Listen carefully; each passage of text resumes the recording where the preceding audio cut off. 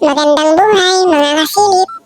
Aberya po ang ating paninilip kagabi dahil hindi po natin ito nakuhanan ng video. Nag-discharge po ang ating battery ang hindi natin napapansin. Ngunit nagpapasalamat pa rin tayo sa Diyos dahil binigyan tayo ng biyayang galing sa dagat at magiging Thank you pang-ulam. so much. Mahigit isang oras ng ating paninilip. Ikikwento ko na lang po ang aking mga nahuli.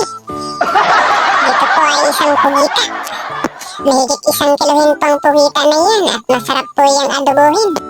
Tawag po dito sa Sambales niyan ay kulita.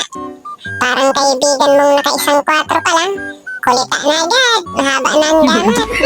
At ito po pala, itong nilalang na to ay isang mantis shrimp. Yan po ay tinatawag dito sa amin ng malantik. Kasi pag napitik yung kamay mo, wasak. Oh Ang kulay blue na to, my itong crepes na to God. ay lalaki po yan. Itong brown na limasag ay yan po ay isang babae.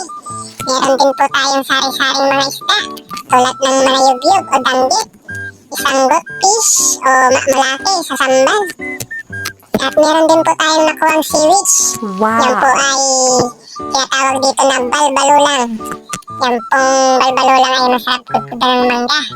At yan po lahat ng ating mga nakuha. Maraming salamat.